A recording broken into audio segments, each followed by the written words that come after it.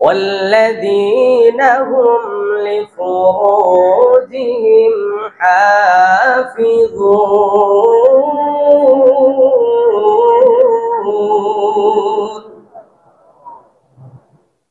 সফল মুমিন বান্দা হচ্ছে তারা আল্লাযীনা যারা লিফুরুজিহিম তাদের নিজ লজ্জাস্থানকে হাফিজুন হেফাজতকারী হবে।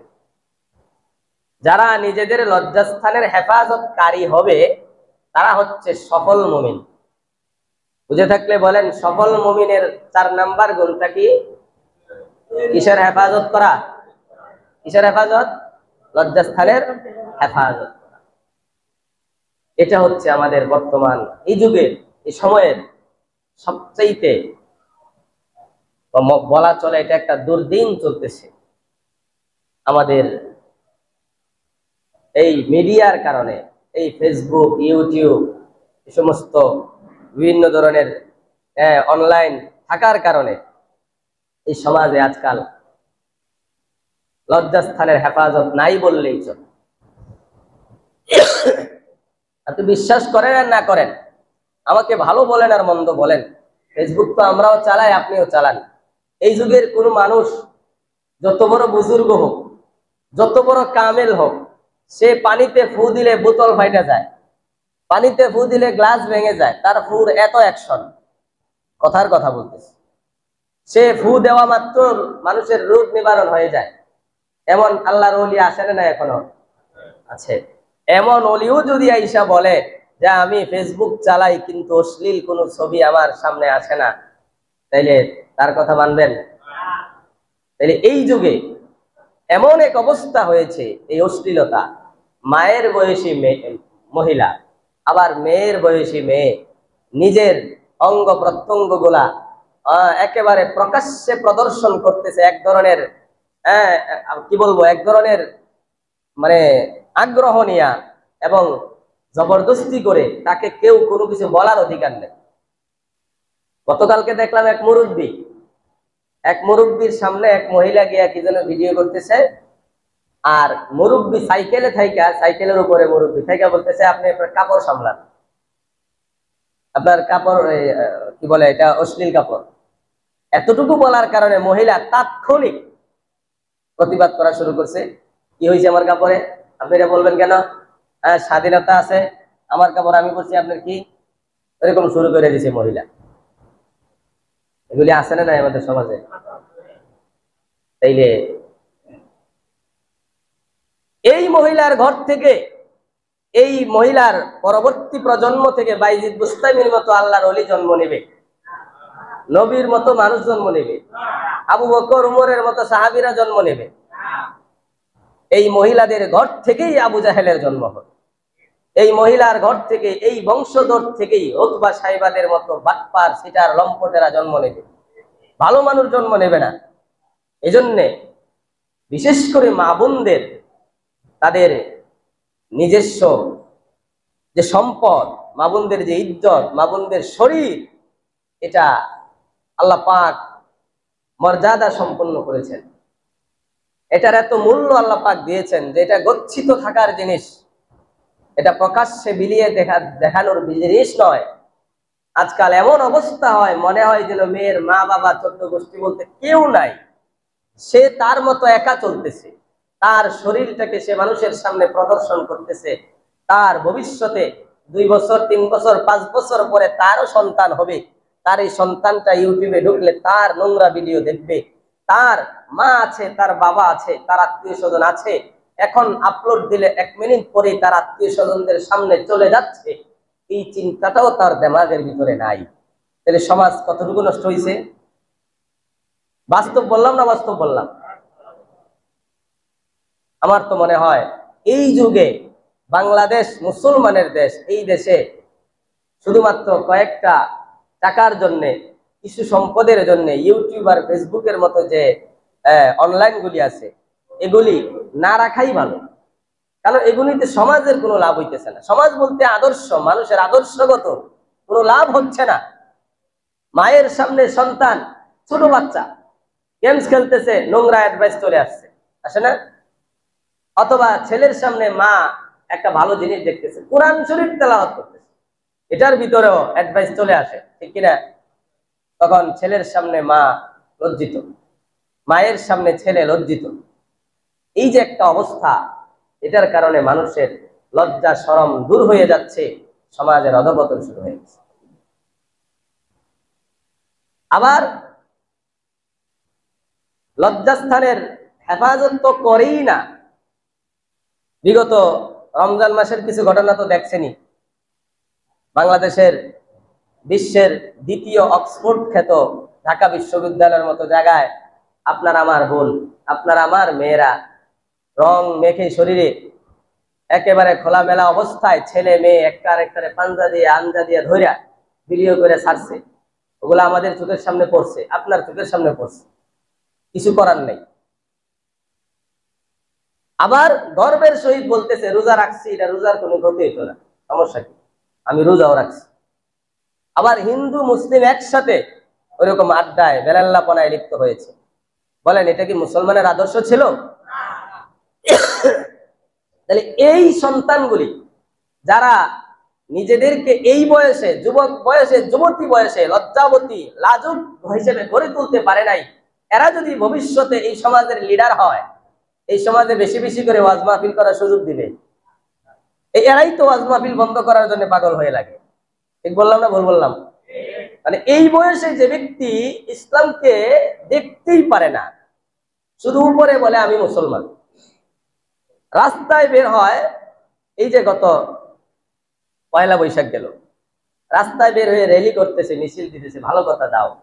এখানে রাস্তায় হাঁটতে হাঁটতে বক্তব্য দিতেছে এক নেতা, হাঁটতে হাঁটতে সাংবাদিকে জিজ্ঞেস করতেছে, আর উনি বক্তব্য দিতেছে, বলতেছে মৌলবাদীর উত্থান এদেশে হতে দেওয়া যাবে না, এই দেশ মৌলবাদীর দেশ নয়, এটা আমরা সবাই মিলেমিশে থাকবো এই দেশে, এই সেই বিভিন্ন, মানে শুধু মৌলবাদী শব্দটা সে পাঁচবারের উপরে নিছে।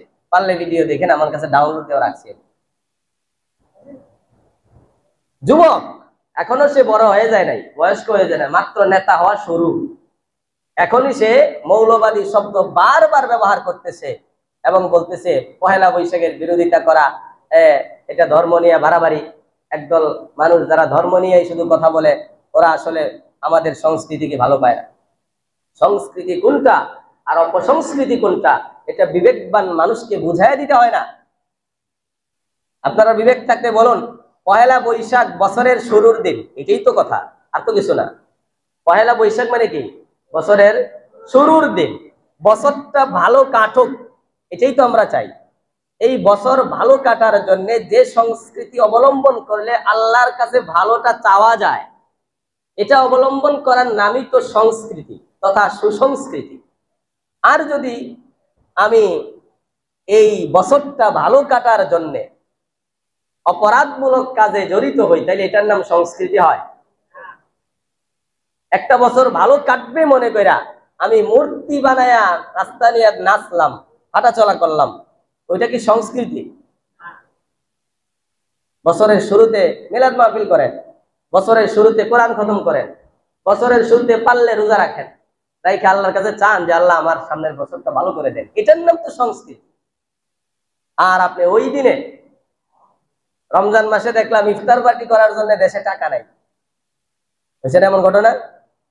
আর এই পহেলা বৈশাখের দিনে কিশোরগঞ্জের এক রাস্তায়, আপনার হাওরের মাঝখান দিয়ে রাস্তা, ওখানে কোনো মানুষের বসতি নেই, হাওরের মাঝখান দিয়ে রাস্তা 14 কিলোমিটার নিয়ে বিভিন্ন কালারের রং দিয়ে আলপনা এঁকেছেন।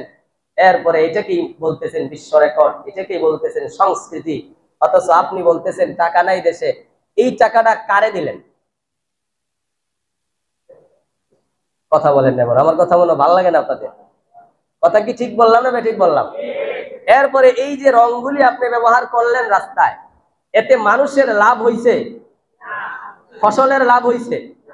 রাস্তার লাভ হইছে? সব জায়গায় ক্ষতি। এক তো আর্থিক ক্ষতি, 2 নাম্বার এই রাস্তার সৌন্দর্য আর থাকবে না, এই একদিন বৃষ্টি হলে সৌন্দর্য শেষ। 3 নাম্বার, এই রাস্তা থেকে এই রংগুলি বৃষ্টি আসলে থাকবে না, ধুয়ে সব জমিনে যাবে, সব ফসলই খেতে যাবে। এটার মধ্যে যে বিষক্রিয়া আছে, এটার কারণে ফসলের লাভ না ক্ষতি? তাহলে সব দিক দিয়ে আপনি করতেছেন ক্ষতি আর বলতেছেন আমি দেশের মহব্বত করি। কি যুক্তিটা পাইছেন? আবার এই লজ্জাস্থানের হেফাজত তো নাই, আমি আপনি আমরা কথা বলতে গেলে তখন আমাদের উপর পাকড়াও, আমাদের উপর ক্রোধ, আমাদের উপর অ্যাকশন শুরু হয়ে যায়। গতকালকে দেখলাম এক মাহফিলে এক হুজুর বলতেছে আল্লামা মামুনুল হক, ওনাকে মুক্তি দেওয়া হোক। মামুনুল হকের নামে 42টা মামলা। কয়টা মামলা? 42টা মামলার মধ্যে মনে হয় প্রায় সবগুলাই শেষ, এক দুইটা মনে হয় থাকতে পারে। এর মধ্যে সবচেয়ে গুরুত্বপূর্ণ মামলা যেটা ছিল ওইটার নাম ছিল নারী নির্যাতন মামলা। কি মামলা? এই মামলায় কিছুদিন আগে রায় হয়েছে তিনি নির্দোষ। দেখে আমার কথা না রায়ের কথা? রায় হয়েছে তিনি কি দোষ? নির্দোষ। তার মানে এতদিন তার উপরে যে দোষ দেওয়া হয়েছিল সেই দোষটা অপবাদ। দোষটা কি? অপবাদ। ওই হুজুরে বলতেছে মামুনুল হক সাহেব নির্দোষ, পাশে থেকে এক নেতা এসে কইতেছে উনি লুচ্চা। নাউজুবিল্লাহ ভাই। আর আপনারা বিবেক দিয়ে বলেন, যিনি সারা মানুষের কাছে লুচ্চা ছিলেন, আইনে বলছে না সে নির্দোষ, তার উপর দোষ চাপাইয়া দেওয়া হয়েছে। আইন বলছে, আমি বলছি না। রায় দেওয়া হয়ে গেছে, ওই মামলা থেকে খারিজ, তিনি জামিন পেয়ে গেছেন অলরেডি। এবং যে সাক্ষীগুলো আগে দেওয়া হয়েছিল জবরদস্তি করে, ওই সাক্ষীরা নিজেরাই বলছে যে না আমরা মিথ্যা বলছিলাম। তার মানে উনি নির্দোষ। এই জায়গায় নেতা ওয়াজের প্যান্ডেলে বৈশা বলতেছে উনি লুচ্চা, ওনার নাম ধরা যাবে না। মাহফিলের মাঠ থেকে একজনে বলছে যে না মামুনুল হকের মুক্তি চাই। এই নেতা ঠাস করে স্টেজ থেকে নিচে নেমে গিয়া ওই যে লোকটা বলছে, একজন ব্যক্তি, অনেক লোক আছে সামনে, এর এক কাপড়ে ধইরা কলারে ধইরা টাইনা মানুষের সামনে হ্যাঁসানো শুরু করে দিচ্ছে। নাউজুবিল্লাহ বলেন। কোন দেশে আমরা বসবাস করি? এই সমস্ত নেতা দিয়া রাষ্ট্র কখনো ভালোভাবে চলতে পারে না। চিন্তা করছেন আপনি? একজন আলেমের নাম নেওয়া মাত্র আবার ওই হুজুরে বলতেছে ভাইঙ্গা যে না তিনি তো নির্দোষ প্রমাণ হয়েছেন। আলেমে বলতেছে ভাইঙ্গা যে তিনি নির্দোষ প্রমাণিত, এরপরও সে মানতেছে না। ওই লোকটাকে মানুষের সামনে সে তার পাওয়ার দেখাইছে, এই লোকটারে হেসরাইছে। হুজুর সবাইরে বুঝায় দমায় রাখছে। না হয় মানুষ যদি সইলে যাইতো, এই নেতার নেতাগিরা থাকতো না। মাহফিলে গিয়ে নেতাগিরি করে কেউ টিকতে পারে না। কারণ এখানে সব শ্রোতারা নেতার ভক্ত হয়ে যায় না আলেমের ভক্ত হয়ে যায়? সে যে দলই করুক সবাই কিন্তু আলেমের ভক্ত হয়ে যায়। এরা মূলত ভাইরাল হওয়ার জন্য এগুলা করে। তো যাই হোক, ইসলাম এর খাঁটি মুমিন, সফল মুমিন হওয়ার জন্য যে গুণাগুণগুলির দরকার তার মধ্যে একটা হচ্ছে লজ্জাবোধ থাকা। হাদিসের ভাষা আল হায়া শুবাতুম মিনাল ঈমান। যে ব্যক্তির লজ্জা নাই তার ঈমান নাই। আর লজ্জাশীল ব্যক্তিরাই হচ্ছে প্রকৃতপক্ষে মুমিন। লজ্জা হচ্ছে ঈমানের একটা অংশ। এজন্য আমরা লজ্জাশীল হব তো ইনশাআল্লাহ। কথার ক্ষেত্রে, কাজের ক্ষেত্রে, পর্দাশীলতার ক্ষেত্রে। আমি পুরুষ হই, আমি নারী হই, আমার জন্য পর্দা, আমার লজ্জাস্থান, আমার মুখের ভাষা সবগুলা হেফাজত করতে পারলে আমি সফল মুমিন।